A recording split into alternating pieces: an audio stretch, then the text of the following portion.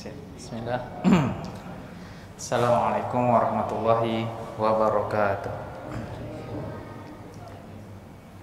Alhamdulillah, alhamdulillahirabbil alamin, wa bihi nasta'in ala umuri dunya waddin.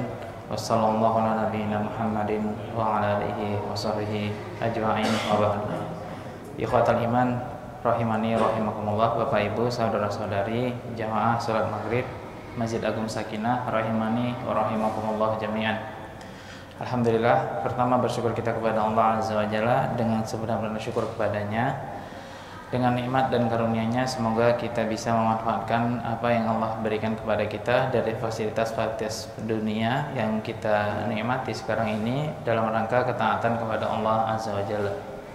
Kemudian tak lupa kita berselawat dan salam kepada Nabi kita Muhammad sallallahu alaihi wasallam. Semoga beliau diberi salawat dan salam dari Allah Azza wa Jalla.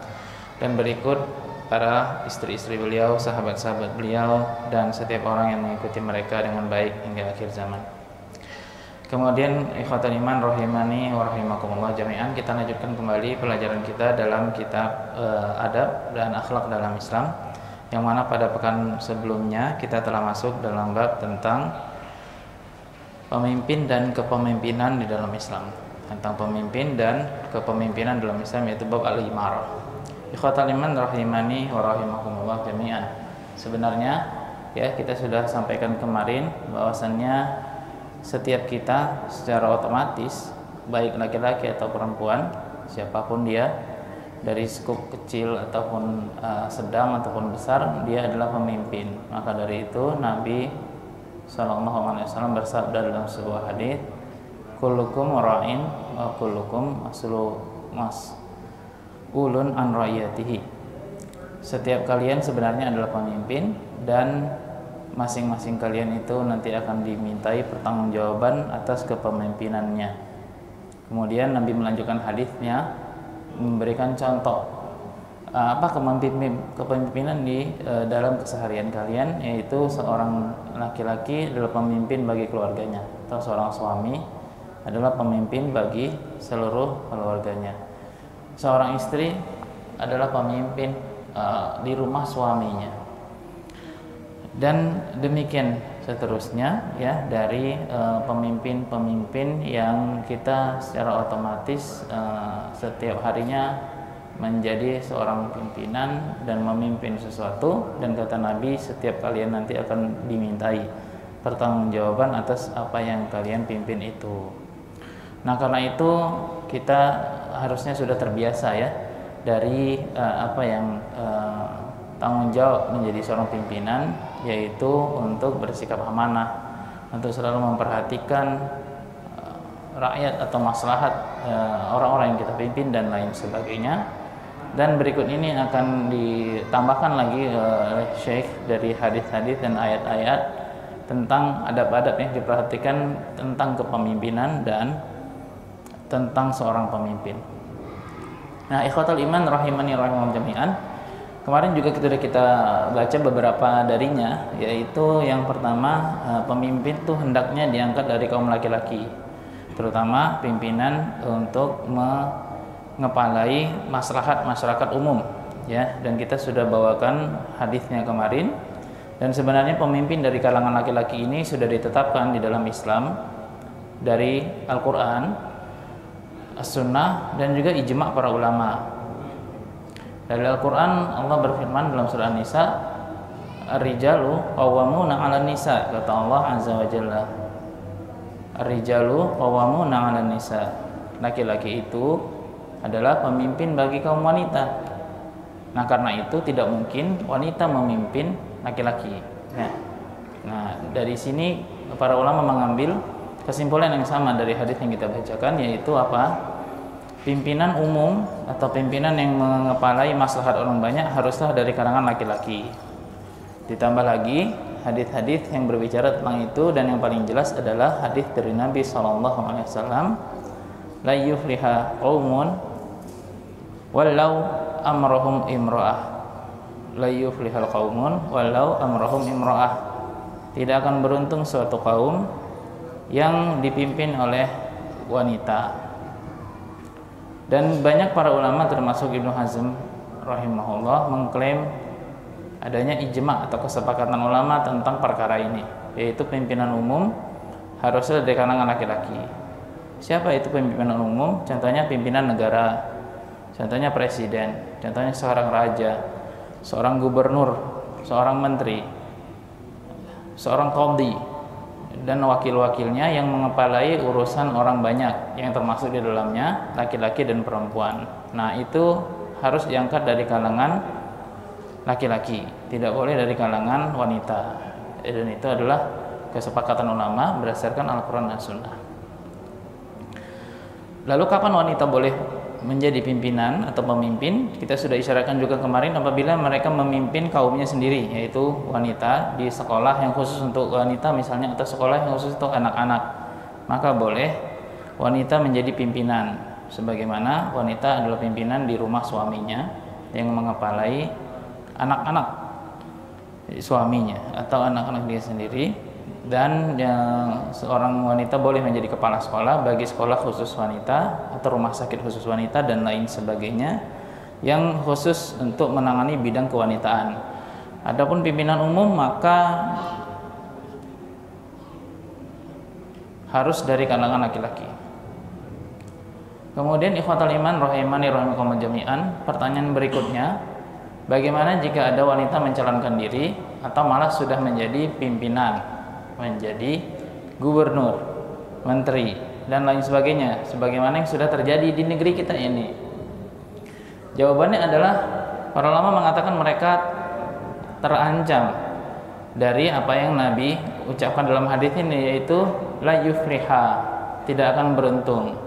Jadi ada ancaman dari penyelisihan sunnah ini, penyelisihan terhadap ayat Allah dalam Al-Quran ini, dan dari ijma kesepakatan ulama ini, bahwasannya mereka nanti bisa mendapatkan ketidakberuntungan dari kepemimpinan yang mereka serahkan kepada kaum wanita yang memang tidak didesain untuk menjadi pemimpin. Ya, sesungguhnya desain laki-laki dan perempuan itu jauh berbeda. Laki-laki memang Allah lebihkan akalnya, ya, Allah lebihkan agamanya, sementara wanita Allah memang ciptakan seperti itu dengan kekurangan pada akal dan pada agamanya, dan Allah kasih kelebihan di sisi yang lainnya. Nah, untuk kepemimpinan maka ini wilayah laki-laki, ya. Untuk jihad itu wilayahnya laki-laki dan lain-lain, ya, sebagaimana imamah dalam sholat kan gitu. Kita lihat imam sholat itu ya laki-laki, kecuali kaum wanita mengimami kaum wanita pula. Nah, itu juga sudah menjadi satu contoh yang mandatori bagi kita, ya, tentang kepemimpinan, yaitu imam dalam sholat. Nah, dengan wilayah laki-laki seperti ini, apabila kaum wanita mengambil perannya di situ, maka akan terjadi kekurangan-kekurangan, sebagaimana memang ciptaan awalnya, settingan awalnya seorang wanita itu tidak bisa diangkat menjadi pimpinan umum.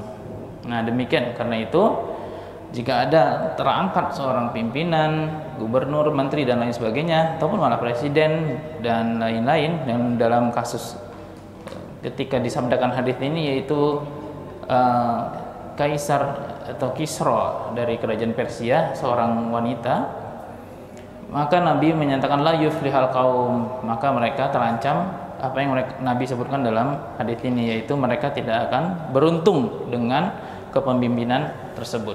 Allah Ta'ala alam. Taib ikhwatul iman rahimani wa jami'an. Kemudian kita lanjutkan poin berikutnya dari bab-bab kepemimpinan yang sudah kita bahas kemarin, yaitu tentang larangan meminta jabatan.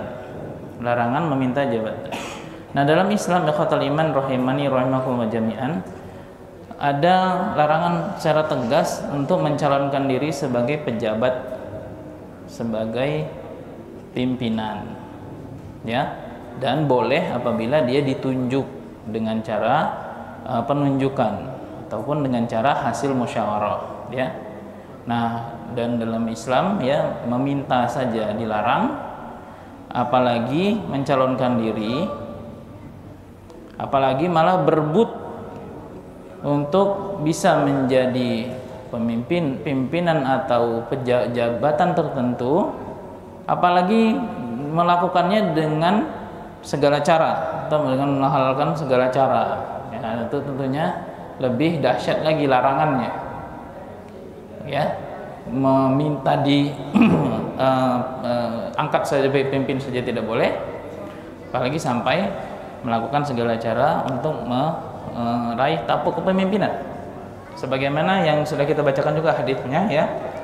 Rasulullah SAW bersabda dalam sebuah hadis, innakum satahriduna ala imarah, satahrisuna ala imarah. Sungguhnya kalian itu nanti akan tamak dan berlomba-lomba untuk meraih kepemimpinan, suatu jabatan.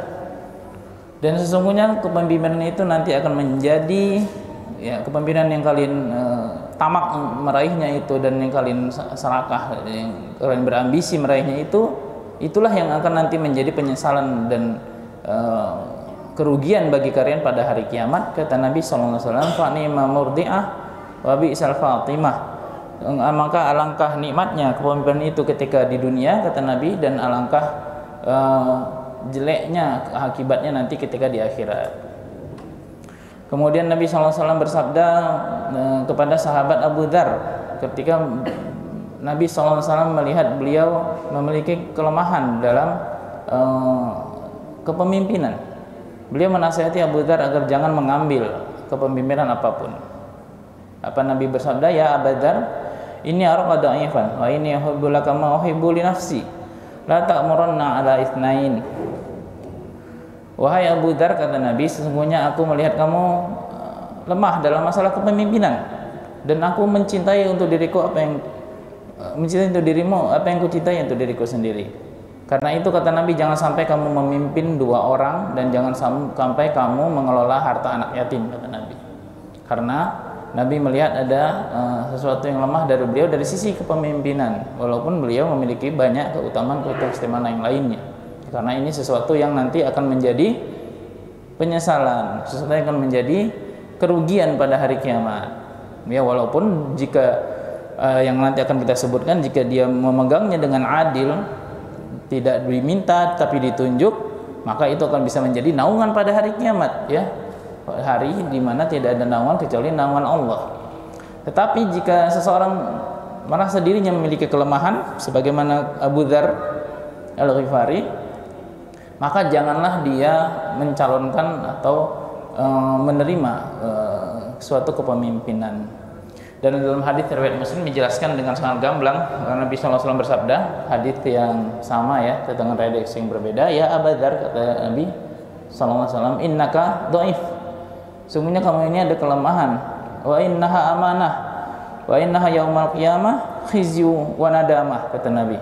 Wahai Abu Dzar, sungguhnya kamu ini lemah dalam memimpin, dan sungguhnya kepemimpinan itu adalah suatu amanah pada hari kiamat, dan sesungguhnya kepemimpinan itu akan menjadi khizyu wa nadamah, akan menjadi kerugian dan penyesalan, kata Nabi.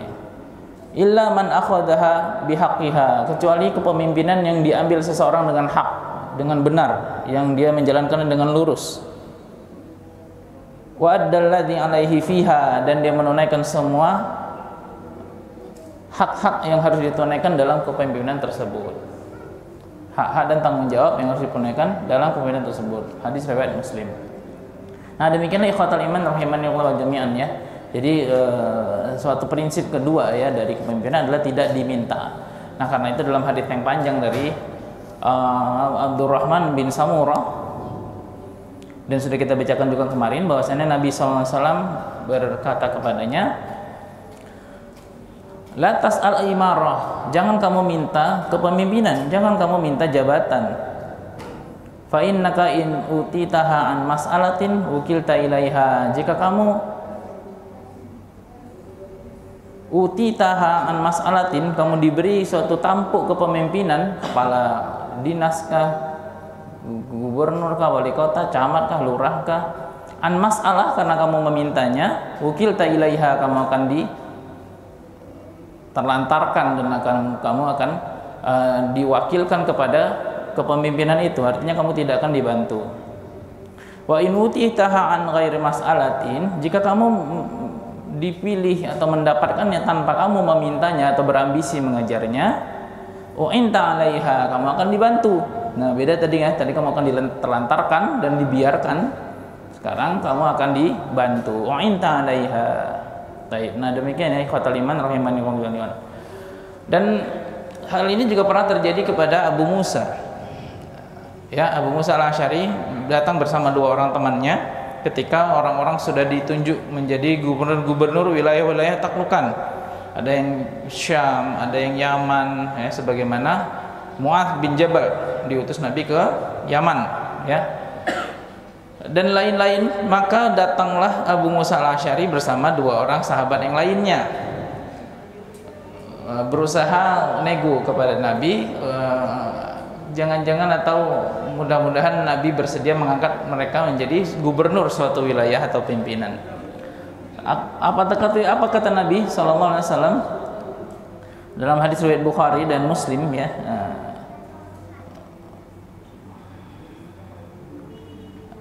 Apa kata Nabi? Inna wallah lan walli hadzal amra ahadun sa'alahu wala ahadan harasanai. Ahadan sa'alahu wala ahadan harasanai. Apa kata Nabi? Sesungguhnya kami, demi Allah, kata kami tidak akan pernah menyerahkan kepemimpinan, ya, ahadan sa'alahu, kepada seorang yang memintanya, wala ahadan harasanaihi, dan tidak juga kepada seseorang yang berambisi untuk meraihnya. Saya ulangi, sesungguhnya kami, kata Nabi SAW, demi Allah kami tidak akan menyerahkan pimpinan atau suatu jabatan kepada seseorang yang memintanya dan seseorang yang berambisi untuk meraihnya. Nah, ikhwatal iman rahimani wa jami'an, dalam hadis ini ya para ulama mengambil suatu kesimpulan. Kenapa? Dalam Islam pimpinan itu boleh jika kita ditunjuk dan menjadi hasil musyawarah lalu kita memegangnya, dan tidak boleh apabila kita mencalonkan diri atau kita berambisi untuk meraihnya. Nah, bedanya jauh ternyata ya. Ternyata seorang yang mencalonkan diri dan tentunya dia berambisi, maka akan ada sesuatu yang dia letakkan dalam hatinya dari kepemimpinan itu untuk kepentingan dirinya atau kaumnya atau suatu pihak, ya. Jadi ambisinya untuk meraih kepemimpinan itulah yang nanti akan menghancurkannya, karena akan ada sesuatu di balik kepemimpinan itu yang nanti akan digunakannya tidak secara amanah, ya, pasti gitu. Karena sudah ada ambisinya, maka pasti akan ada sesuatu dari kepemimpinan itu yang nanti tidak dijalankan sesuai dengan amanah yang seharusnya. Nah, karena itulah disinilah poin kata Nabi, ya, ahad dan salahu wala ahad dan harasanaihi, yang dia memintanya dan dia berambisi untuk memperolehnya, karena akan ada di situ suatu tujuan tertentu. Baik, nah ikhwatal iman rahimakumullah jami'an. Nah, dari situ kita duduk ya pada poin yang kedua atau poin yang keberapa ini. Kemudian poin berikutnya dari pemimpin dan kepemimpinan adalah hendaklah berhukum dengan hukum yang diturunkan Allah Azza wa Jalla. Nah, ini sudah pasti ya. Apabila tadi ya dari hal-hal yang sudah kita kasih poinnya, yaitu laki-laki, yaitu tidak memintanya dan tidak berambisi, tetapi jika dipilih dan menjadi hasil musyawarah maka dibolehkan. Maka hendaklah yang memegang tampuk kepemimpinan ini atau terus pemimpin memiliki akhlak apa? Yaitu dia berhukum dengan hukum yang diturunkan Allah. Nah, karena itu di sini tentunya memilih suatu pemimpin itu harus orang yang alim, orang yang paham ilmunya, paham seninya, paham mana yang adil, paham mana yang zalim, paham mana yang ghulul, ya, sogokan, kan gitu ya, paham mana yang halal dibolehkan dan lain sebagainya. Dan mirip seperti yang kita kiaskan tadi di awal tentang kepemimpinan dalam masalah sholat, ya, yaitu apa? Kita tidak pilih seseorang yang tidak tahu hukum-hukum sholat, yang mana nanti ketika ada sesuatu kesalahan terjadi atau suatu peristiwa terjadi dalam sholat, dia tidak tahu harus bagaimana, kan gitu ya. dia tidak tahu hukumnya apa. Makanya itu dipilihlah orang yang berilmu dan nanti dia akan memutuskan dengan hukum Allah. Itu dia. Dipilihlah dengan seorang yang berilmu hingga dia nanti bisa memutuskan dengan hukum Allah. Ya, Allah berfirman dalam surah Al-Maidah ayat 49, wa anihkum bainahum bima anzalallah, wa anihkum bainahum bima anzalallah, dan hendaklah engkau memutuskan perkara di antara mereka bima anzalallah, dengan apa yang telah Allah turunkan, dengan Al-Quran dan Sunnah, ya, dengan hukum-hukum yang telah baku dalam syariat Islam yang sudah sempurna ini. Dengan itulah seorang pemimpin harus memutuskan perkara di antara para hamba-Nya, gitu ya.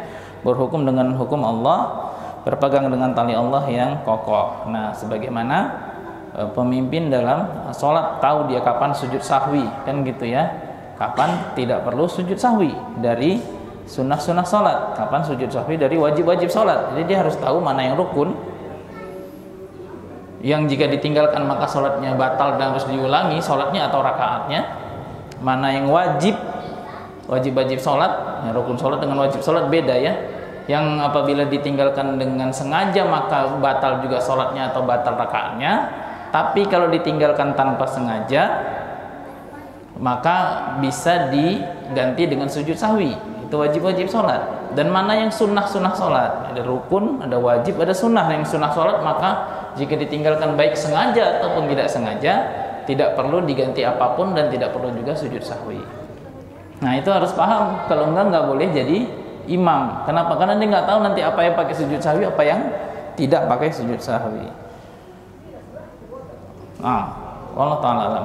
Nah, kemudian turun dari berhukum dengan apa yang Allah turunkan ini, turun dari itu kaidah berikutnya adalah memberi keputusan yang adil.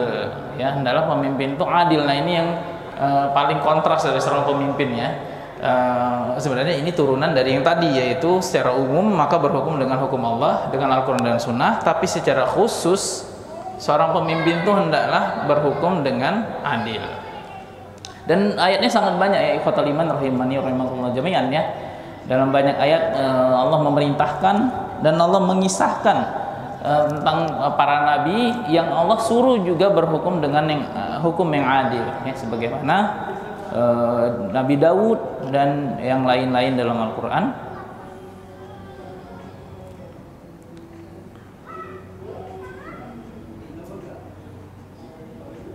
Contohnya surat Shad ayat 26 ya, Allah Azza wa Jalla memerintahkan kepada Nabi Daud untuk berhukum dengan adil. Fahkum bainan nasa bil haqq, kata Allah, wala tattabi' hawa fayudillaka an sabilillah, kata Allah kepada Nabi Daud. Fahkum, berhukumlah engkau wahai Daud kepada di antara manusia bil haqq, dengan kebenaran. Wala tattabi' al hawa, dan jangan kamu mengikuti hawa nafsu, kecenderungan dunia, baik harta atau jabatan atau kemuliaan ya, atau wanita dan lain sebagainya. Wa yudillaka an sabilillah, sehingga kamu tersesat dari jalan Allah, sehingga kamu nyimpang dari jalan Allah. Dan Allah menutup ayat Shad 26 tersebut dengan memfirmankan innal ladzina yudilluna an sabilillahi lahum adzabun syadid bima nasu yaumal hisab. Sesungguhnya orang-orang yang sesat atau menyimpang dari jalan Allah, mereka atau bagi mereka adzabun syadid, siksa yang pedih, bima nasu yaumal hisab, karena mereka melupakan hari perhitungan. Dan ayat-ayat yang lain yang sangat banyak ya, yang mungkin kita sebagian menghafalnya. Dalam surah An-Nisa ayat 58 Allah berfirman, wa idza hakamtum bainan nasi an tahkumu bil adl, dan menyuruh kamu agar kamu senantiasa bersikap adil apabila kamu menetapkan hukum di antara manusia, dan lain-lain dari perintah-perintah Al-Quran untuk berbuat adil.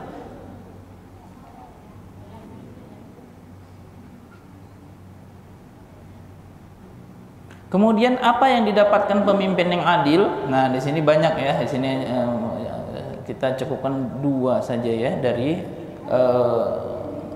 sabda Nabi SAW.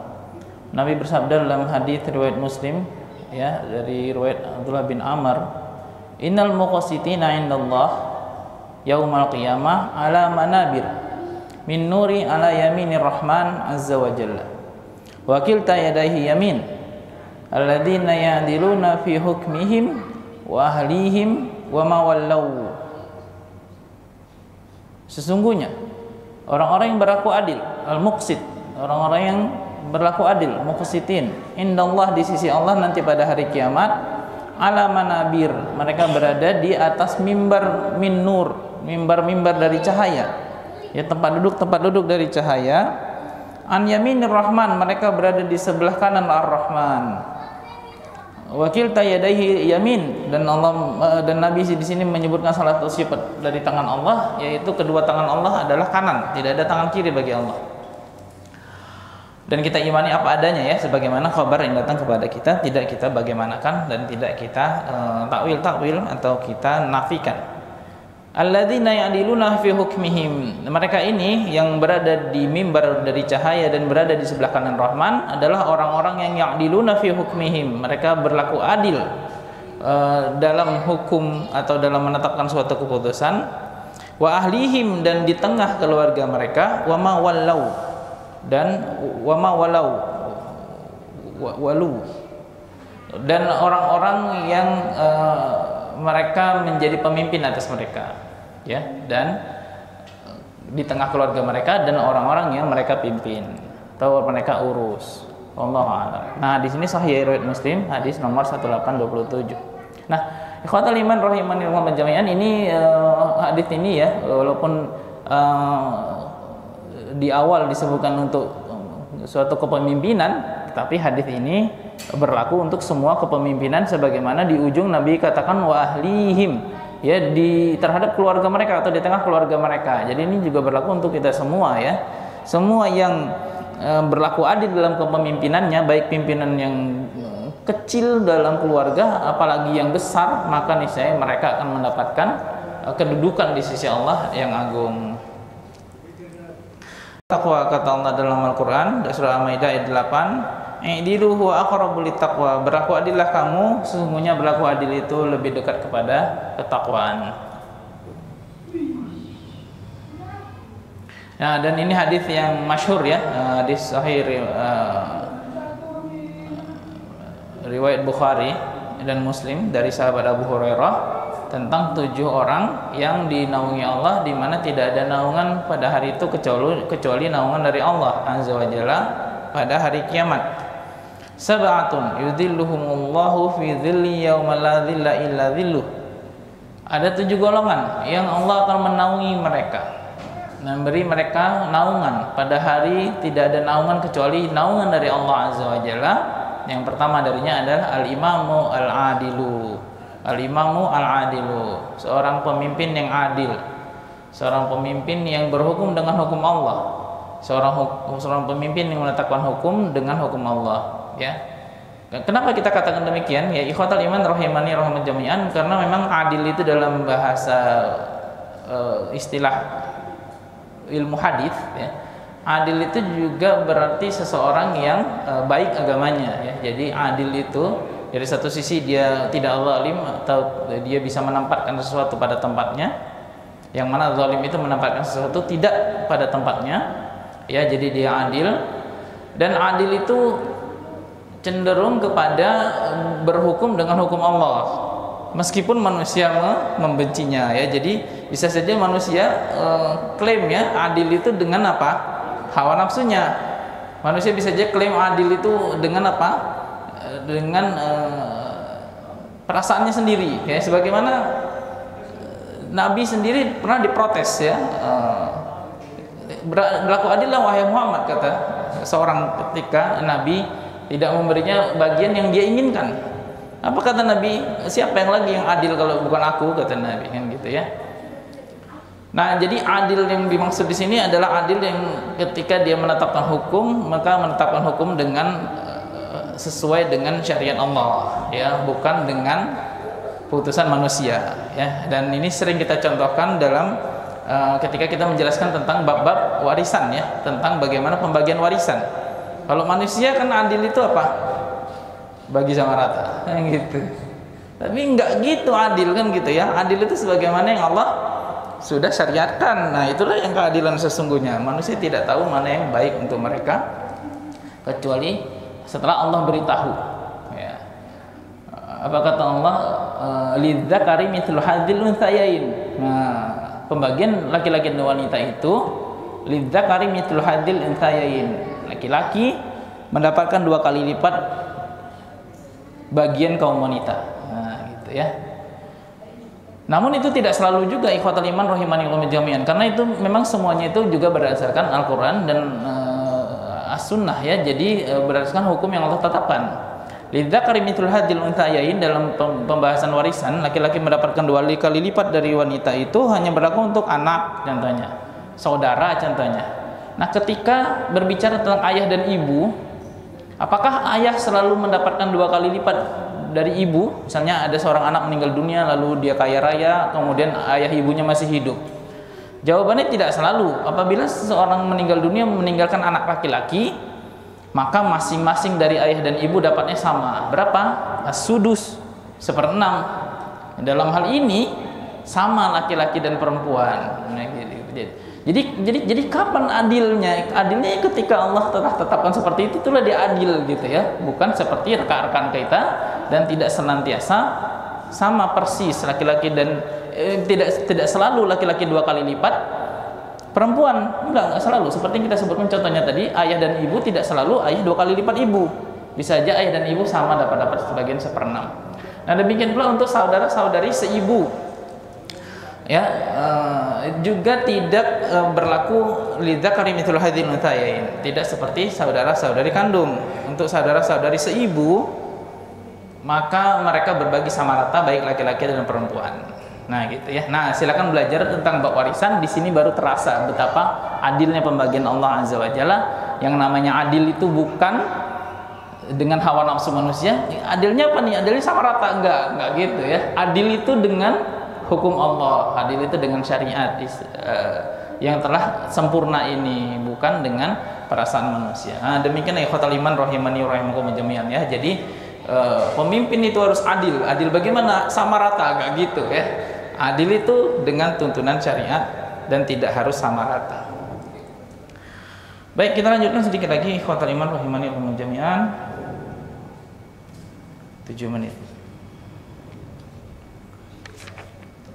Satu judul lagi yaitu tentang sifat pemimpin. Hendaklah dia tidak pernah menutup diri dari kebutuhan rakyatnya atau dari masukan orang-orang yang dia pimpin. Nabi bersabda dalam sebuah hadis, "Ma min imamin awalin yughliqu babahu duna dzawil hajah wal khallati wal maskanah illa aghlaqallahu azza wa jalla abwaba as-sama'i duna khallatihi wa hajatihi wa maskanatihi."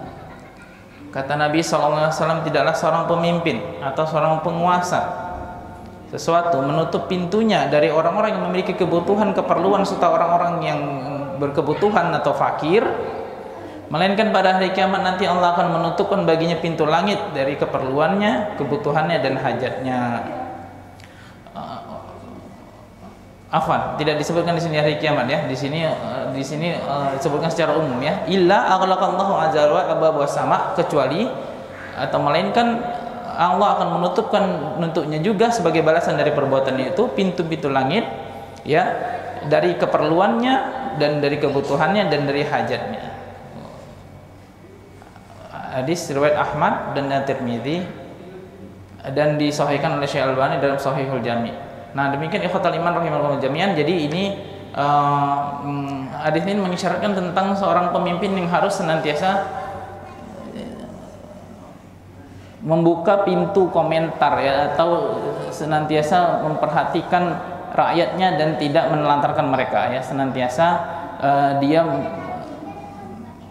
membuka pintu untuk masukan-masukan dari rakyatnya, kemudian permintaan-permintaan dari mereka dan lain sebagainya, dan tidak menutup pintunya. Ini insya Allah akan kita bahas lebih lanjut ya, bersama kisah-kisah dari Umar dan gubernur-gubernurnya pada ketika itu, Gubernur Hims ya, yang ma'ruf kisahnya. Nanti insya Allah akan kisah-kisahkan pada pertemuan berikutnya insya Allah, tentang pemimpin yang tidak boleh menutup pintunya dari ketukan rakyatnya atau masyarakatnya. Wallahu ta'ala alam. Tapi kita punya waktu sekitar 5 menit, kita cukupkan untuk tanya jawab jika ada yang ingin ditanyakan. Ya, dipersilakan.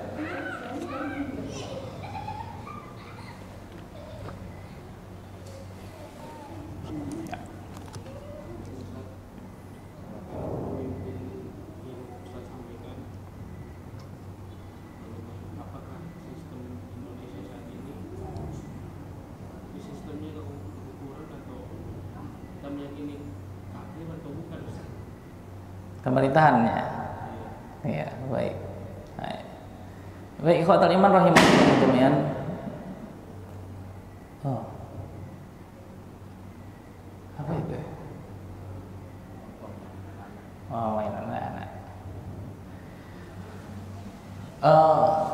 Panjang ya perkara ulama dalam masalah ini. Yang kesimpulannya yang saya paling pilih dari jawaban-jawaban para ulama ketika ditanya tentang negeri Islam, yang apakah negeri kami ini wahai Syekh itu termasuk kepemimpinannya sesuai dengan Islam atau pemimpin yang Islami. Kesimpulannya Syekh mengatakan apabila di sana ditegakkan maslahat-maslahat kaum muslimin, pimpinannya atau pemerintahannya mengatur di sana secara jelas maslahat-maslahat untuk orang Islam, seperti mengatur sholat, membolehkan azan di masjid dan mengatur, bahkan diatur sekarang desibelnya diatur, jangan terlalu kuat kan gitu ya, karena banyak juga yang komplain ternyata toanya terlalu kuat. Kemudian haji, urusan haji sekarang ada kementerian baru ya, bukan kementerian ya, apa namanya, badan atau apa namanya, khusus untuk mengurusi haji ya, udah dipisah lagi saking chaos dia ketika bergabung dengan Kemenak dan lain sebagainya, yang mana semua hukum-hukum syariat Islam sebagian besarnya berjalan di suatu negeri itu, maka wallahu alam negeri itu dikatakan negeri Islam dan berhukum dengan hukum Islam. Wallahu alam.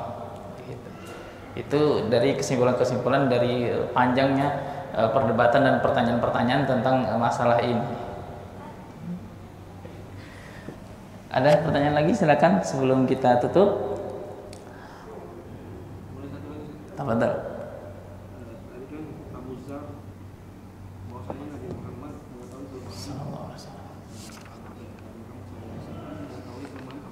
Ya. Jadi berarti kita punya kelemahan di sini. Ya. Jadi setiap kita kan pemimpin rumah tangga. Sahih. Bagaimana kalau kita menyatakan diri kita lemah dalam mengatur keuangan? Kita arahkan ke istri kita. Apakah itu termasuk kelemahan atau bukan? Ya, bagus pertanyaannya. Ini pertanyaan yang bagus nih. Ya. Dan ini juga satu masalah yang memang sedang saya tangani di rehabilitasi. Saya juga aktif di lembaga rehabilitasi Baitus Syifa, rehabilitasi Islami ya, yang mana rata-rata orang yang masuk rehabilitasi itu termasuk orang yang nggak bisa ngatur uang ternyata. Jika dia dapat gaji atau dapat penghasilan, uang itu bulat-bulat dibelikannya candunya itu. Iya. Dan kalau nggak diatur istrinya maka sudah relapse sudah berkali-kali. Relapse itu artinya kambuhan lagi ya. Jadi sudah di rehabilitasi 3 bulan, 6 bulan sudah selesai dari candunya, tapi kalau dia kembali ke lingkungannya dan dia ada pemicu untuk ingat lagi, dia bisa balik lagi. Dan memang rata-rata mereka orang yang tidak bisa ngatur uang gitu ya. Nah, wallahu alam memang orang seperti ini dia butuh orang lain untuk mengaturkan uangnya. Jika memang istrinya kuat, nah dalam beberapa kasus kita lihat memang istrinya habis diancam dan di teror sama dia gitu ya. Untuk orang-orang ini yang dia memang butuh orang yang lebih dari seorang istrinya jika memang kasusnya lebih gawat, kecuali memang dia sudah pasrah atau mengaku bahwasannya dia nggak bisa ngatur uang, kalau dia pegang uang pasti tidak tidak pandai mengaturnya kemudian dan lain-lain. lalu dia serahkan kepada istrinya dan istrinya memang dia serahi, maka itu lebih baik karena istri itu kan menteri bagi suami. Tapi jika nanti istrinya bakal kena teror juga dari dia, maka lebih baik dia ini seperti ibarat dalam Al-Quran itu anak yatim yang belum bisa diserahin uang, maka nggak boleh diserahin uang gitu, walaupun udah dewasa gitu ya. Jadi anak yatim itu kapan diserahkan harta anak yatim kepada anak yatim? Misalnya anak yatim punya warisan, kemudian warisan itu nanti akan diserahkan sebagai harta dia ketika balagha rusyda, ketika dia sudah bisa ngatur duit. Kalau dia sampai dewasa pun nggak bisa ngatur duit, maka duit ini nggak dikasih-kasih sama dia gitu. Itu prinsipnya, yang dia sudah bisa ngatur duitnya gitu ya. Jadi yang memang nggak bisa ngatur duit, kita kan bisa insya Allah ya, belajar lah ya. Tapi memang orang yang nggak bisa ngatur duit, yang dia memang israf, boros sana boros sini, memang duit itu nggak boleh dipegang sama dia karena bisa habis. Allah Ta'ala. Ya, dan ini kejadian orang-orang di rehabilitasi itu kayak gitu. Kebanyakan orang-orang yang nggak enakan dalam bergaul, dalam berteman, orang-orang yang tidak bisa ngatur duit, itu jatuhnya ke dalam narkotika dan kecanduan. Nah, kebanyakannya itu dari golongan itu. Sebagian besarnya dari jenis stres, dan sekarang lebih banyak judi online yang masuk, bukan orang kena sabu. Jadi yang banyak trennya lebih meningkat trennya adalah judi online yang masuk ke rehabilitasi sekarang. Sabu agak nurun trennya, judol naik trennya. Oh, alhamdulillah. Nah, demikian ikhwatal iman rahimanillah, itu yang bisa kita sampaikan pada pertemuan ini. Mudah-mudahan kita bisa sempurnakan lagi pada pertemuan berikutnya insyaallah dalam bab-bab pemimpin dan adab kepemimpinan. Mudah-mudahan ada manfaat bagi kita semua sendiri dan bagi saya sendiri. Ada salah dan kurang itu dari saya sendiri, saya mohon maaf kepada Allah Azza wa Jalla. Mudah-mudahan ada manfaat bagi kita semua. Wabillahi taufiq wal hidayah. Assalamualaikum warahmatullahi wabarakatuh.